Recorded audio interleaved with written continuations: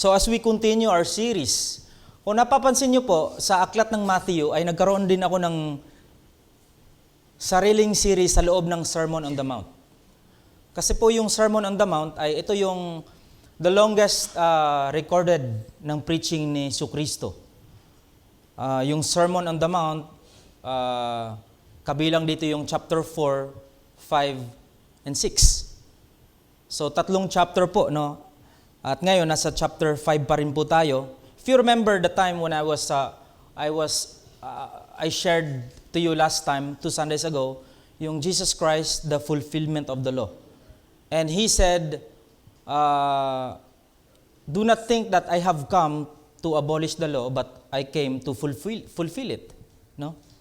I have not come to abolish them, the law or the prophets, but I have come to fulfill them. Now, yung word na fulfill them, kung na-remember nyo po sa Old Testament, napag-aralan natin yung ceremonial law, dietary law, at yung pangatlo naman, ito yung sa New Testament, yung issue sa heart, yung moral law. At yung moral law ay kabilang dito yung practical living. This is the time where Jesus Christ ay napaka-specific sa kanyang statement. No? Ito na yung, kumbaga, ito na yung papasok na tayo sa, we would be entering yung statement ni Jesus Christ na i-fulfill na yung law at i-clarify na yung law kung ano yung ibig niyang sabihin. Na wala na dito yung ceremonial law at yung dietary law. Doon sa Bible study namin na sa bahay ni Tita Ninen, no? May pork. At can you imagine kung under pa rin tayo sa dietary law today? No, lahat po tayo ay talagang nandun yung conscience, yung battle, no? But thankfully, thank God we are not under the law. At mas naging clarify pa sa atin yung ibig sabihin ni Jesucristo dito. Oh, it's Noah. I think Eli, no? Sorry. Thank you. Now, here's the truth. So, nandito na tayo sa side ng moral issue. Kasi tapos na yung ceremonial law, dietary law, and here we go sa New Testament na Jesus Christ wants to clarify yung law, no? Hindi na in-abolish but to fulfill them. Pagdating sa moral issue, this is the truth. Human as we are, hindi talaga tayo nagiging honest about isa. Meron tayong mga statement na, kumbaga, we need to add some words in order for someone to satisfy yung ating mga promises. Marami tayong mga words na extravagante to influence that someone na, nga, totoo nga yung sinabi niya. Actually, hindi. So we add more words to satisfy someone para maniwala siya sa atin. And this is where Christ is more specific sa kanyang sinasabi na maging totoo kayo sa bawat isa. This is the time where Christ wants to clarify yung ating mga words sa kasamahan natin. Yung approach ng mundo ay talagang hindi truthful, hindi trustworthy. Like sa social media. Kung ano yung nakikita natin sa social media, behind the scene, it's not really what it is. There's more story to it. Of course, makikita natin sa social media and even sa mga reports ay kung ano yung nandyan, yun na yung paniniwalaan natin. Right? Even sa atin, sa ating mga statement. Marami tayong mga ginagamit na pakulo para maniwala yung isang tao. Now, yung context dito, ito yung righteousness sa puso natin. Ito yung time na kung saan talagang yung mga Pharisees, yung mga teachers of the law, ayaw talaga nila kay Jesus Christ kasi Jesus Christ is truthful sa kanyang mga sinasabi. In-expose ni Jesus Christ yung mga religious leaders during that time. At sino yung mga religious leaders? Ito yung mga Jewish, mga teacher. Sa iglesia, kumbaga, ito yung contemporary na translation natin today. Mga pastor. Sila yung mga nasa temple, synagogue during that time. Sila yung nakakaalam ng scriptures. Memorize nga nila yung Torah eh. Memorize nila yung Septuagint. But then, conflict sa kung ano yung sinasabi ni Kristo sa kanila. Sa Matthew chapter 5 verse 38 to 34, ito yung pag-aaralan natin today.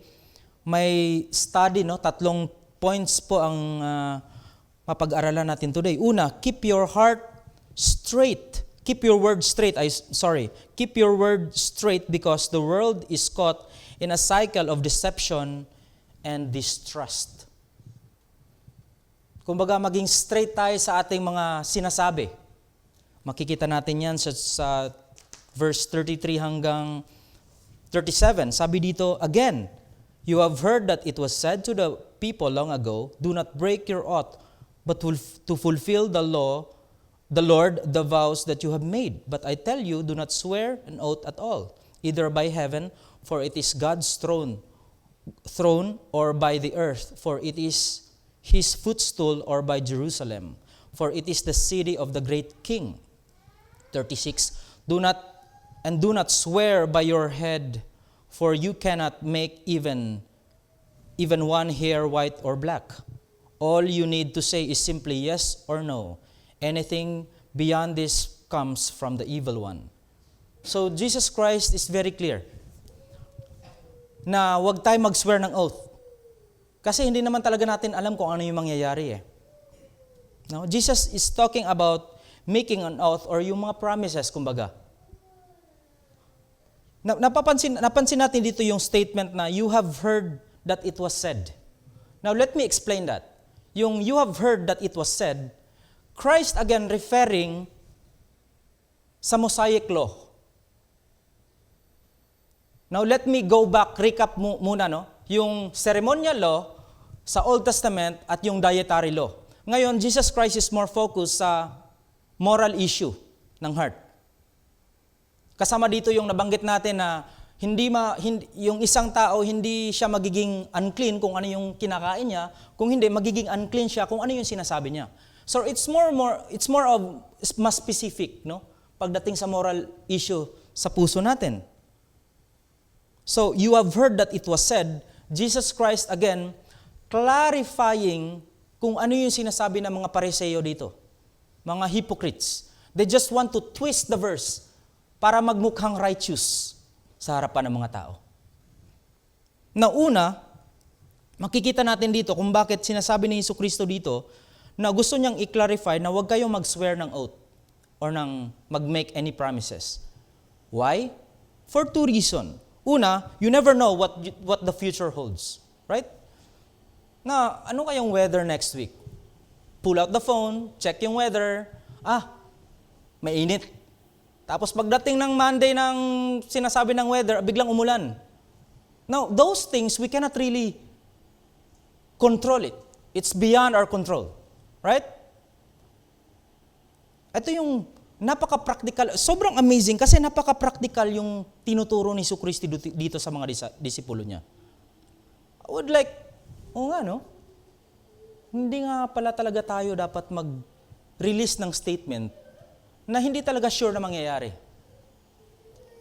Now, of course, we would understand na yung isang school ay merong mission and vision statement, no? Sa kanilang wall na ito yung goal nila, yung PNP sa Pilipinas, ito yung goal nila, na meron sila, ni-memorize nila yung kanilang mga plano. But you never know. Right? Along the day, for how many years, they cannot hold what the future holds. Pangalawa, making an oath pulls the ball in your court. Like, hindi tayo may-ari ng future Ang Panginoon ang may-ari ng future. The future is in God's hand. No? Hindi natin masasabi na ito yung mangyayari. No? Now, there's a lot of people sa history during sa election, no? Nagpo-pull out sila ng mga promises sa mga tao. Why? Kasi gusto niyang ma-win yung emotion ng mga tao. You would do anything para makapag-release ng statement kasi gusto ng tao yun eh, yung promises na yan. Pero along the day, for how many years, walang nangyari. That's why words matter. Simple words matter. Pero nagkakaroon ng malaking impact. We need to say what we mean and we need to mean what we say. May kabuluhan. Now, yung followers ni Jesus Christ, which is the believer, no, yung Kristiyano talaga na genuine Christian, are very distinct sa world. Kasi yung Christians, ang kanilang sinusunod, yung promises ni Kristo. The unbelievers were very distinct kasi ang sinusunod nila yung promises ng mundo. You see the difference? Yung promises ng mundo, which is human promises, is not accurate. Failure. Trust me, brother. Sister, believe me. Hindi mangyayari yan. Wow, sarap pakinggan, di ba? Kung alam mo lang. Mga ganong statement. Now, notice, verse 37, sa ating main verse, no? Medyo maliit. Pero sabi dito, all you need to say is simply yes and no. Sa ibang translation, let your yes be yes and your no be no. Now, when we are dealing with someone, siyempre, nandun yung gusto nating i-please yung tao. Right? Brother, pwede bang ganito? Request? And you would say, simple lang naman eh. Okay, no. Okay, yes. Pero dumadaan tayo sa proseso na kung saan parang we would add some words para hindi siya ma-offend. Well, practically speaking, that's good. Pero minsan, nako-corner tayo eh. Nagiging sandwich tayo eh. Kasi we're people pleaser. Let your yes be yes and your no be no. Again, ito yung study na napaka-practical mga kapatid. This is class 101 na sinasabi ni Kristo dito. It's more on a moral issue. Let your yes be yes and your no be no. Walang maybe. No? Pag yung desisyon na gagawin mo ay no, ay talagang dapat no. With no hesitation. With no some words na superlatives. Mga sugar-coated something just to satisfy someone. Promise, mamatay man ako. Kailangan pa ba sabihin yun? Pexman. Promise, kahit yung kapitbahay ko. No, those words hindi na kailangan eh. Nagbibigay lang tayo ng problema sa isang tao or sa sarili natin. We're making ourselves full sa ibang tao. No? It's very hard for us to say no and even yes. Kasi we don't want to offend someone. Gusto natin na we look good always sa kasama natin. That's why nahirapan tayo eh. Kasi ang hirap magsabi ng no eh. No, just let it be. Just say no. After all, kilala ka naman kung sino ka eh. You don't need to compromise something in order for you to look good every time. This is really practical. Well, under the main point, meron tayong subpoints, no? For you note takers, unang subpoint dito is we don't speak rashly. Rashly means ito yung mga words na kung saan hindi natin na-realize na mali pala siya. Yung very rash words, no? Rashly means without careful or consideration of the possible consequence. Nagbibitaw tayo ng mga salita na, oops, offensive pala yun. Minsan meron tayong personality na talk first, think later. Talk first, think later. Ay, o nga no? Excited kasi ako. Hindi ko naisip yun ah. Right? Proverbs 13:3, those who guard their lips preserve their lives. But those who speak rashly will come to ruin. Or sa ibang translation, will be destroyed.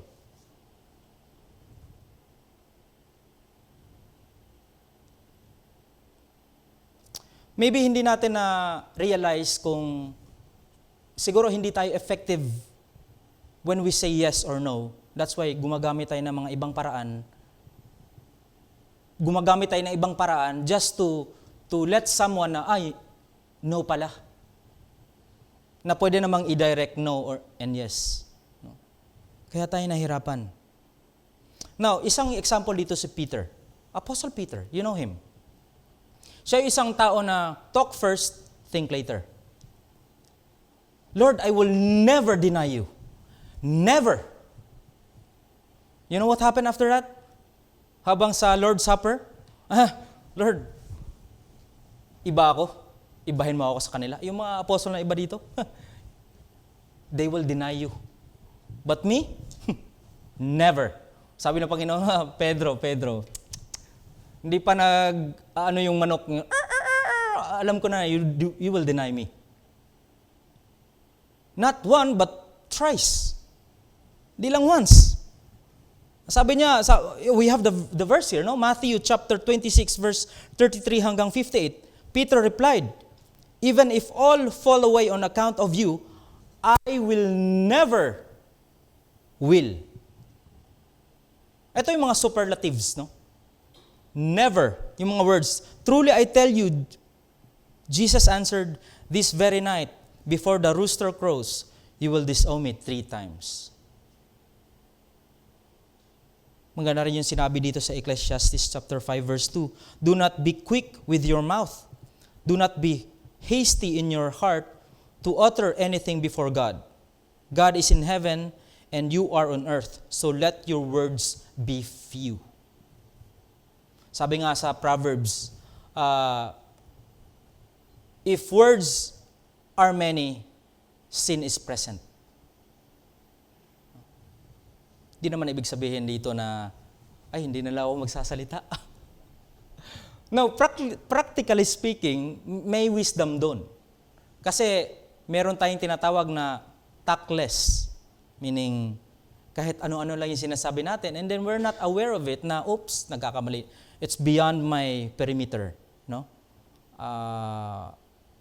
Hindi na siya tama. Pangalawang subpoint po. We should weigh words carefully. Baga, let's evaluate. Timbangin natin kung ano yung mga words na dapat at hindi dapat when we talk to someone. Ano po? Avoid exaggeration. Ito yung mga words na always, absolutely, never. No, like for example, sasabihin ng wife dun sa husband niya, no? Honey, could you take the trash out? Of course, I will never forget it. Seriously? No, almost every week, no, nakakalimutan yung tapon ng basura.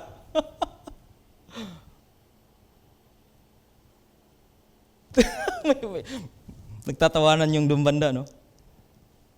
No, ito yung mga absolutely, I would absolutely be there. Pag may someone na nag-invite sa'yo sa birthday, no? Sasabihin mo, I would absolutely be there. But then, may nangyari. And then you texted him or her, pasensya na, hindi ako makakapunta. Pero wala na, tapos na. No, nagbigay ka na ng promise.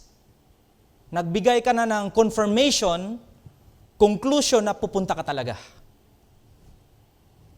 No, hindi natin na-realize yung mga bagay na ito not until sinabi talaga sa Sermon on the Mount na may ganitong palang prinsipyo. No?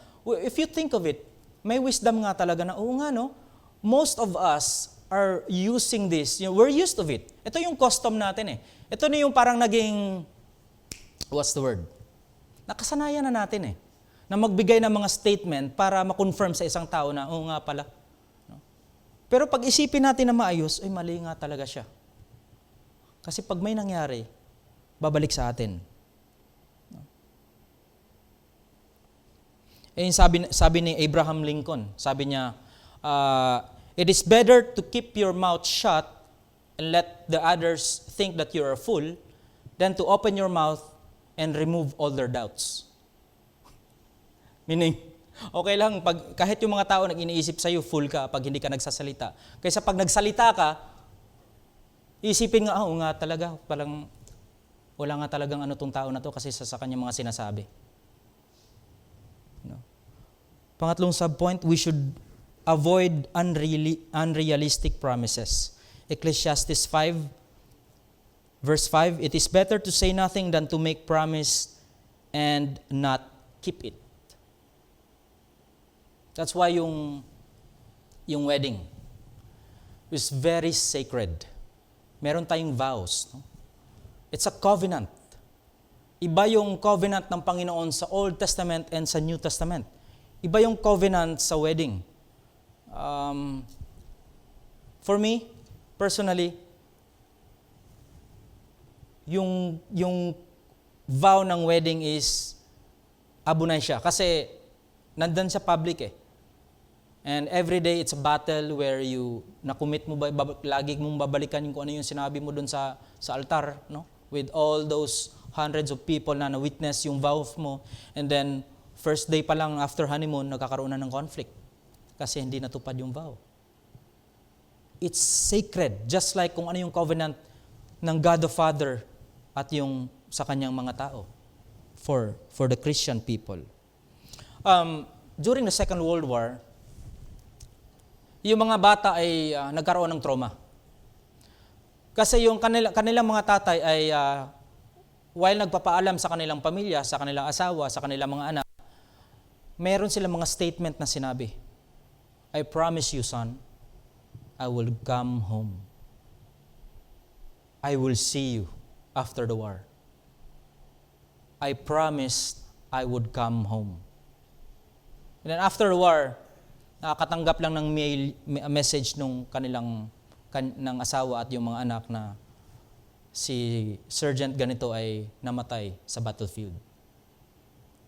And that moment, nagkakaroon sila ng trauma dahil yung mga anak ay kampante because of that promise na binigay ng kanilang ama. The Father gave them a promise. Now, for a human being, we're failure.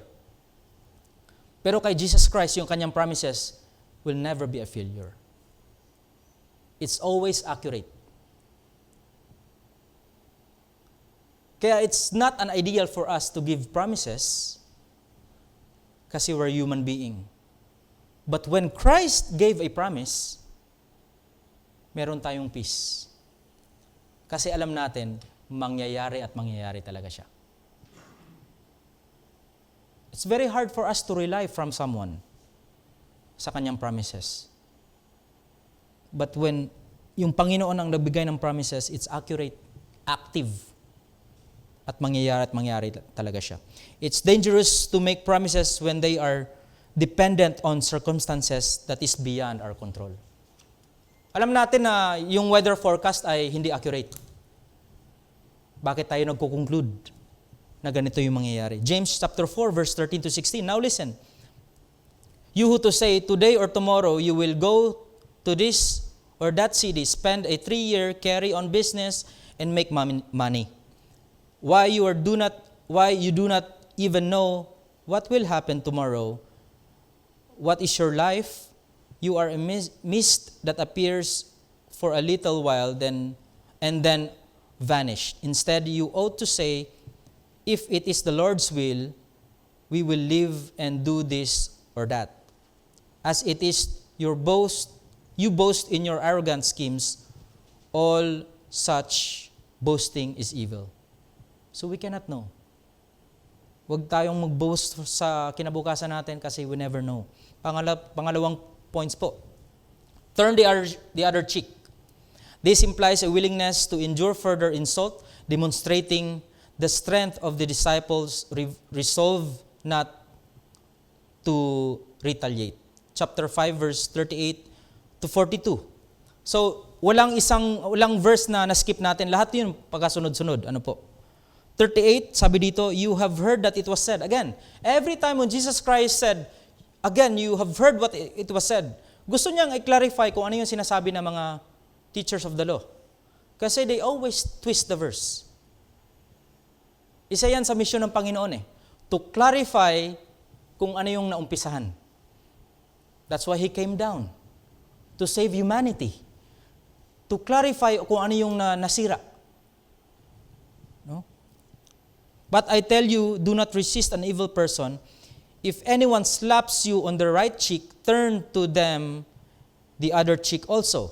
And if anyone wants to sue you on take your shirt, have over your coat as well. If anyone forces you to go 1 mile, go within 2 miles. Give to the one who asks you, and do not turn away from the one who wants to borrow from you. Now notice dito, Jesus again referring sa Old Testament. Again, narinig nyo. Pero ito talaga ang ibig sabihin nun. No, merong clarification lagi. Ito yung context na kung saan na misapplied ng mga Kristiyano. Yung sampal.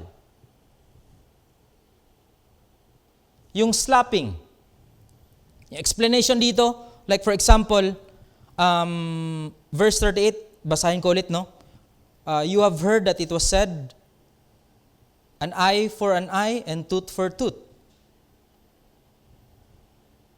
So, an eye for an eye and tooth for tooth. Ano bang ibig sabihin nito, Pastor? Ito ba yung retaliation? Na pag ako Kristiyano, may isang lalaki or may isang babae, ginawa na ako ng mali, ito yung dapat sa kanila. Dapat pantayan lang kung ano yung ginawa niya sa akin. Di dapat yun. So, ito yung verse na dapat gamitin sa kanila. No. Christ is not talking about an eye for an eye, tooth for tooth, for retaliation. Yung context na ito na sinasabi, it is a Mosaic law. Again, you have heard what it was said. An eye for an eye and tooth for tooth. Now, during the time, yung civil government of the nation Israel was to implement yung penalty sa crime. Like for example, si Mark, na-commit ng murder, for example. Nag-commit siya ng murder. Ano yung penalty sa kanya? What kind of murder it was, ganun din yung dapat hatulan sa kanya. An eye for an eye or tooth for tooth. Hindi ito yung sa kapwa, pag ginawan mo ng dapat gantihin mo. No, Jesus Christ is not talking about that. Na hindi ka dapat mag-get revenge. It's very clear dito. Ni-correct ni Jesus Christ ito. Verse 39, but I tell you, do not resist an evil person. No? If anyone slaps you on the right cheek, turn to them the other cheek as well. No, hindi ito physical attack. Let's clarify this, no? Hindi ito yung kung saan gagantihan mo rin kung ano yung kung pag sinampal ka, papasampal mo rin yung kabilang cheek mo. Again, Jesus Christ is not dealing with this. Ang kinaklarify ni Jesus Christ dito is yung slapping sa right cheek. Kapag may isang tao na nasa harap sa'yo, of course, 90% ng mundo during that time was right-handed. Until today. Most of the population sa mundo ay 90% right-handed. Kung ikaw ay left-handed, isa ka dun sa mga 10% na left-handed. So during that time, Christ is illustrating yung insult. So if you're right-handed, if you slap someone sa harapan mo, hindi right cheek yung tatama, kundi left. So just imagine, right? Ito yung right ko, pag nasa harapan ka, dito yung tatamaan. Pero bakit right ang sinabi? This is a backhanded slap. Backhanded slap, right? Using your right hand, backhanded slap, sinampal ka, natamaan yung right cheek mo. Pag tinamaan yung right cheek mo, lilipat mo rin sa kabila. No? This is an idiomatic expression na kumbaga, it is a big insult during that time. Backhanded. We have a expression na backhanded compliment. No, merong hidden message. So, during that time, talimak na ang pang-insulto. Even Jesus Christ Himself na-experience ng insulto. No? In this modern day, we have that term backhanded compliment. Let me give you an example. Yung backhanded compliment is like, wow, you look great today. Did you lose weight? You look great. Now, backhanded compliment, meaning, 3 years ago, mataba ka, hindi ka good looking. That was a backhanded compliment. merong hidden message. Oh, you look great today. Did you lose weight? Meaning, previously, hindi ka looking great kasi mataba ka. Oh, I didn't expect that from you. You did a good job. Meaning, mababa yung expectation mo sa kanya. Hindi mataas. Pero it was a compliment, pero may hidden meaning. Oh, wow, you're so brave using the dress. You're so brave, ha? Meaning, pilit lang, hindi ka talaga bagay. So meron tayong mga backhanded compliment na may hidden message. It was an insult during that time. So pag Christ is dealing with a very practical moral issue sa heart natin, pag ininsulto ka, let it be. Huwag kang mag-revenge. Turn your other cheek also. Lend him. No, hindi ito ibig sabihin na pag sinaktan ka, pinalo ka ng bat sa ulo, at ililipat mo rin yung noo mo, well, in the first place, hindi mo na malilipat kasi patay ka na. Bat yun eh. Right? Hindi ito ibig sabihin na pag may isang hinold up ka, or hiningian ka, pwede bang pautang muna ng nimang? Hindi, okay lang yan. Gusto mo, bigay ko na yung kuruma sa'yo. Hindi ito yung mga bagay na, kasi sabi sa Biblia, turn your cheek other also. Hindi. Christ is not dealing with this. But He's more concerned sa moral issue ng heart natin. Pag nagpa-lend tayo ng money, huwag mo nang singilin. Let it be. Pag siningil mo, it would cause conflict. Well, that's my principle. I don't know sa inyo. Sa isang tao, it's his or her responsibility to give back the money, right? Pero wag mo nang habulin. Especially when you're Christian. Tulong mo na yan sa kanya. It would cause conflict. So there was a lot of things na nangyayari dito. And then under that point, we have a sub-point, no? Take the insult as a building step towards maturity. It is a stepping stone sa ating maturity. Itong malaking test para sa atin, human as we are, yung pride natin. Ininsulto ako? Kala mo? Sige, pag-pray kita. No, dito natetest yung patience natin, yung pride natin, pag inunsulto tayo. Alam ng Panginoon yung bakit alam ng Panginoon yung mismong problema sa heart natin? Kasi He created us. Hindi niya naman tayo i-command na love your neighbor as you love yourself. Kundi, kasi in the first place, we already love ourselves. No need to remind us kasi, di ba, alam ng Panginoon na mahal natin yung ating mga sarili. So the idea is to endure insult. Let God defend you. Don't retaliate. Huwag kang mag-revenge. No? Christ Jesus is the perfect example, the supreme example sa lahat ng mga bagay na ito. But do you remember sa courtyard nung binaliktad ni Jesucristo yung table dahil ginawang business yung temple courts? No? May mga pera, may business sa loob ng simbahan, nagalit siya. Ito yung context na kung saan, hindi ibig sabihin na hindi mo nagagamitin yung emotions mo. Nagalit din si Jesus sa tamang paraan. 1 Peter chapter 2 verse 23, when they hurled their insults at him, he didn't retaliate.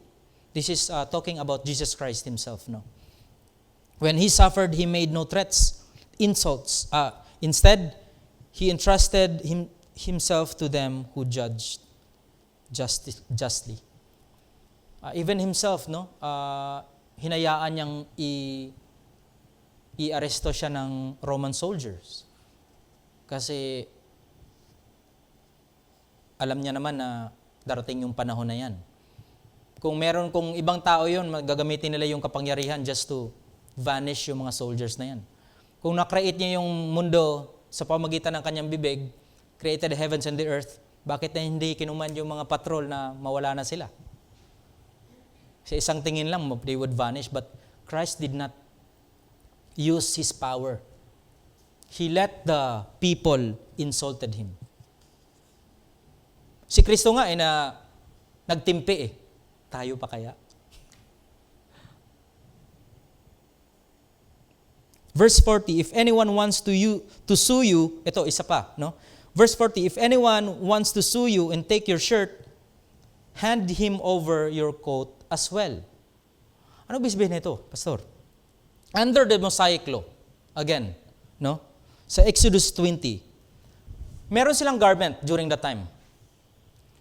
Sa Middle East, merong malamig na temperatura, meron ding mainit.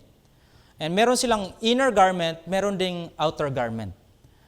Under the Mosaic law, kahit sino hindi pwedeng kumuha ng outer garment mo. Pero yung inner garment, pwede. So if anyone wants to sue you, na hingiin kunin yung inner garment mo, isabay mo na rin yung coat mo. Pero under Mosaic law, hindi mo pwedeng kunin yung outer garment. Pero sabi dito sa verse, ibigay mo na rin yung coat mo. That means, you're killing them with your kindness.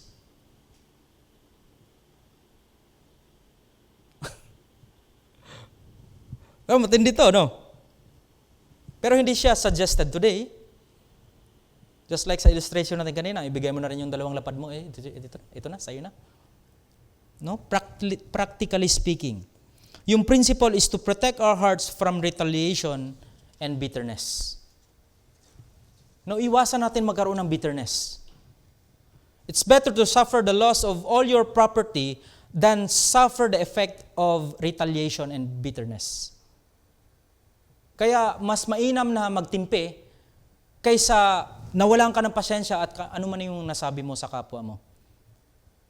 Kasi emotionally, sobrang taas na Di mo na alam kung ano yung sinasabi mo. So, pag nasa moment tayo ng sobrang, yung anger natin ay sobrang taas na, i-hold natin yan as much as possible. Kasi pag nakapag-release tayo ng statement sa isang tao, mahirap nang bawiin yan. Ito yung sinasabi ni Jesus Christ dito.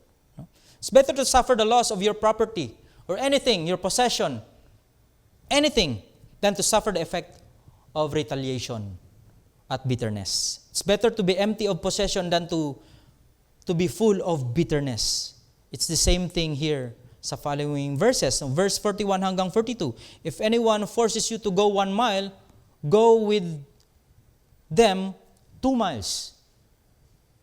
Give to the one who asks you and do not turn away from the one who wants to borrow from you. Now, during that time, under the Roman Empire, Jerusalem, the Israel, was conquered by the Roman Empire. At any Roman Empire could tap a Jew sa shoulder niya, Oy, padala nga itong mga gamit ko. Sobrang bigat na Then, under the rule, hanggang 1 mile lang. During the Roman Empire, alam ng soldier yun Kahit sino alam nun. So if you ask someone, Jewish, hanggang 1 mile lang talaga. But, kita natin dito, if anyone forces you to go 1 mile, go with them 2 miles. Hayaan mo na yung 1 mile lang. Go with an extra mile. Para mawala yung bitterness sa puso mo. Let it be. Now, ito yung mga example na sobrang ang hirap sundin. You realize that? While listening ngayon, no, siguro nagsisingin sa isipan natin, Lord, this is like too much. Too much for me. But Christ is dealing sa moral issue natin sa heart. It's better to follow something na alam natin worth it kaysa hindi sundin at nagkakaroon tayo ng problema sa puso natin. That's the main point sa Sermon on the Mount ni Jesus Christ dito. No, sabi ni Jesus Christ, I want you to be better than that. Huwag kang magmungko mo. Sumumungko na mo siguro. No, sa trabaho, maraming ganun no? Naanay ko rin, minduksay na ko rin. Daming ganun, mga kasama ko. Daming reklamo. So, it's also a good thing to realize sa mga bagay na ito. It's very practical and yet malaki yung value ng mga bagay na ito. Proverbs 4:23, above all else, guard your heart for it is the wellspring of life. Guard our hearts. Kasi kung ano yung kondisyon ng puso natin, yun yung sinasabi natin. Kung ano yung kondisyon ng puso natin, yung iniisip natin.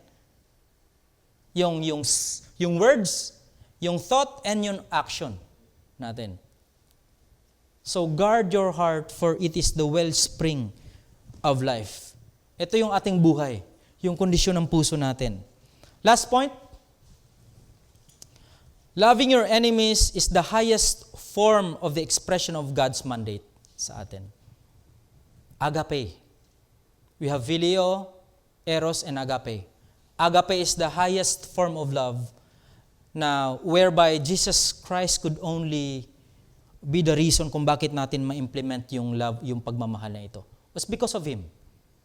Hindi yung sa sarili natin. Verse 43, you have heard that it was said again. Christ is dealing sa Mosaic law na He wants to clarify again kung ano yung ni-twist ng mga Pariseo.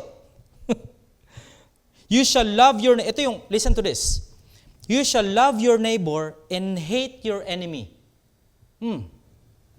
Wait lang, hate your enemy. Let's continue. But I say to you, love your enemies, bless those who curse you, do good to those who hate you, and pray for those who persecute you, that you may be sons of your Father in heaven, for He make His sun rise on the evil and on the good, and sends rain on the just and to the unjust. For if you love those who love you, what reward have you? Do not even the tax collector do the same? Now, take notes of verse. You have heard that you have heard what it was said. You shall love your neighbor and hate your enemy. Take note. Hate your enemy. Tama ba yun? Christ did not say that. The Pharisees, the teachers of the law, said that. So ni-quote again ni Jesus Christ dito sa Leviticus chapter 19. Verse 18, do not seek revenge or bear a grudge against anyone among your people, but love your neighbor as yourself. Do not hate your enemy. Huwag niyong pakinggan yung mga teachers of the law na tinitwist nila yung verse. This is blasphemy. No? Love your enemies and pray for those who persecute you. Ipag-pray mo daw yung mga taong nagpapahirap sa'yo. Are we praying for them? Mahirap to. Ano? So yung term na enemy dito is those people who mistreat you. Or talaga nagbibigay sila ng kahirapan sa iyo. Yung idea dito is to love them is to have a genuine love na nanggaling sa iba. Pag ginamit natin yung sariling pagmamahal natin, hindi pwede. Awanay. Kasi, humanly speaking, hindi agape ang namumuhay sa puso natin, kundi brotherly love lang, which is phileo. Phileo meaning brotherly love. But if we want to love someone unconditionally, we need the love from God Himself, which is unconditional. Walang limitation. So kailangan natin yun. Kailangan natin horizontal ng pagmamahal para sa vertical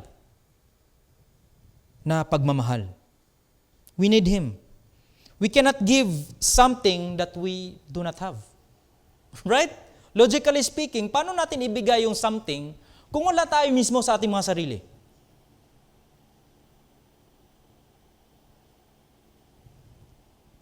So, God's love can be given when we do not have it from ourselves.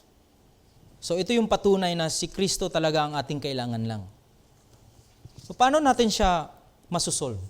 Now we have subpoints under point number 3. How can we actually love our enemies? Una, bless them. Nandun sa verse.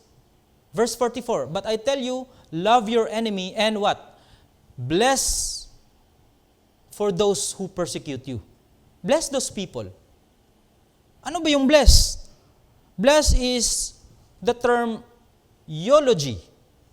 Now we have that. You, good. And then we have the logos, which is word. No? Medyo familiar na kayo sa yung play of term natin sa Greek. No? Every Sunday, lagi niyong narinig yung logos. No? Yung logi. No? If we heard the term sociology, meaning study of culture, and anthropology, study of man. No? Good words. Nasa funeral kami ng aking lolo, nagkaroon kami ng eulogy. At yung eulogy na yan is an English word. Pero yung original word niya is from the Greek word. Eulogy. Kailangan natin ng mga good words para sa isang tao. Are we applying good words para sa ibang tao? No? Dapat nating sabihin sa isang tao yan habang buhay pa siya. Hindi yung wala na siya. Right? It's very meaningful sa isang tao na marinig niya yung mga mabubuting gawa mo. Ma-encourage siya, buhay pa siya, nandyan pa siya, active, natatawanan kayo, kaysa doon sa wala na. Kaya nag-exist yung word na eulogy. But the principle behind is good words. No? Bless them. Tell them sabi mo sa kanila yung mga mabubuting mga bagay na ginawa mo sa kanila. Romans 12. Pangalawa, under dito is, do good to them. Mag-express ka ng mga mabuting gawa para sa kanila. The same verse, nasa next phrase lang, do good to those who hate you, and pray for those who persecute you. Doble-doble yung mga challenges na commandment ng Panginoon para sa atin dito. Magbigay ka ng mabuting gawa sa mga taong hindi nagbibigay ng mabuting gawa sa iyo. No? Romans 12:17-18, do not repay anyone evil for evil. Be careful to do what is right in the eyes of everyone. If it is possible, as far as it depends on you, live at peace with everyone. Wow, this is very comforting. Live at peace with everyone. Have you experienced na kung meron kang conflict na isang tao, liliit yung mundo mo? Why? Kasi ayaw mo siya makita eh. Ayaw ko ng ganun. I want to go anywhere and makapaghalubilo sa kahit kanino man na walang tinatago. You're at peace with everyone. Isn't that amazing? Malawak yung mundo mo. Kasi gusto ko ng mga tao eh. Uy, nandun si ano, invite ka dito, invite ka doon, kasi gusto ka nila. Pero pag ayaw ka nila, wala kang kasama. This is very hard. Live at peace with everyone. Yan sinasabi dito. So bless them. Do good to them. Pangatlo, pray for them. Nagpipray naman ako sa enemy ko, pastor eh. Pero ibang klaseng prayer yun, pastor. Imprecatory prayer. Have you heard of the word imprecatory prayer? Imprecatory prayer means this is a prayer where King David, prayed sa Panginoon. Kung nabasa niyo sa Psalm, no? Nasa reading tayo ngayon. Tapos na pala sa Psalm. David prayed kay Yahweh. Pero ibang prayer yun. Kill my enemies. I-crush mo yung mga ngipin nila. Destroy my enemies. Lord, naglulong talaga ako na patayin mo lahat yung enemies ko. No, ba't ganun? Pastor, medyo contradicting yata sa inaaral natin ngayon. Well, si David, just like kung ano tayo ngayon, tao rin siya. No? Sinabi niya lang kung ano yung sinasabi ng kanyang puso. Nasa peak siya ng emotion niya na talagang binuhos niya lahat sa Panginoon. At na-record yon sa Biblia. Now, most of the time, ganun po tayo, no? Pero have we prayed genuinely sa ating mga enemies? Na, siguro nakaupo tayo, pinag-pray ko naman siya, pero sana mawala na lang siya dito. Mawala na siya sa paningin ko. No? May mga ganun tayong prayer. Honestly speaking, right? Sa ating mga sarili. Yeah, we'll not deny that. Human as well. Meron talaga. May mga ganung prayer. This is really practical. Pray for those who persecute you. Napaka-raw ng emotion ni David. Bakit nasabi yun? Now, let me go sa context na kung saan sa Biblia, may dalawang klaseng passages, may dalawang klaseng interpretation. Now, sa Bible study namin kahapon, tinakel ko to ng maiksi lang. Una, descriptive passage interpretation. Meaning, pag descriptive passage, simply, nagdi-describe dito kung ano yung nangyari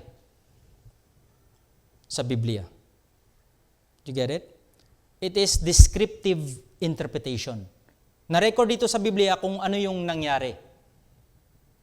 Yan ay descriptive interpretation. Pangalawa naman, prescriptive interpretation. Meaning, kung ano yung dapat mangyari. Kung ano yung ikukumand sa atin ng Panginoon na ito yung dapat mong gawin at kung ano yung hindi mo dapat gawin. Ito yung prescriptive interpretation. Now, you might be wondering, nakasulat naman si David nga, nag-pray ng imprecatory prayer. That is descriptive interpretation. Nakasulat doon kasi nangyari. It doesn't mean nakasulat doon, it is still applicable today. So, he longs sa Panginoon. But Christ didn't abolish the law, but to fulfill it and to clarify it, that we need to pray for those people who persecute us, who treat us differently. Let's pray for them. Sabi dito sa verse 45 and 46, that you may be sons of your Father in heaven, for He makes His sun rise on the evil and on the good. Dalawang grupo. No? Notice this. And sends rain on the just and on the unjust. For if you love those who love you, what reward have you? Do not even the tax collectors do the same? Then sa next verse, that's why we need to be perfect because our Father in heaven is perfect. Hindi ko lang nalagay dyan. Now, what's the principle behind? We have common grace today. Kahit mga kriminal, nakakain sila ng 3 beses sa isang araw. Hindi po natin napansin yan? Kahit yung mga nasa selda, nakakain sila. Hindi nga lang talaga tulad natin, pero they breathe the same air tulad natin. No, pantay ang Panginoon. Hindi lang nagbibigay ang Panginoon sa kanila ng shine, doon sa mga just, pati doon sa mga unjust. Nagdadala siya ng rain doon sa mga righteous at sa mga hindi righteous. So, pantay-pantay ang treatment ng Panginoon. So, wala tayong rason, to summarize, wala tayong rason na to retaliate doon sa ating mga enemies. That's why we need to act in the same way. No? We don't only show love to the lovable people and show no mercy doon sa mga unlovable, but to show permanently na walang bitterness sa ating mga puso. That's the bottom line. Kahit sino man siya, maintain good relationship. Kasi at the end of the day, kilala nila kung sino yung mga Kristiyano at kung sino yung hindi. This is a very challenging message. No? Mamaya sa group discussion natin, marami siguro kayo masishare. Dito ako magtatapos sa verse na ito. 2 Corinthians 5:20 says, therefore, we are ambassadors for Christ, God making His appealing through us. So, we are God's ambassador. We are God's reflection sa mundo. Uh, that's why we need to choose our words carefully para mas ma-maintain yung relationship while we are mingling sa ating mga kapwa, no, sa ating pamilya, sa churchmate, sa ating mga co-workmates. No? Let's pray. Father, we thank you so much for your sermon on the Mount. We thank you, Lord, for the very practical insights. We thank you, Lord, for the word that you have teaching us. Salamat, Panginoon, sa privilege na kami ay malayang makapag-aral ng iyong salita. Tulungan niyo po kami na maisabuhay ang aming napag-aralan sa umaga ito. In Jesus' name we pray. Amen.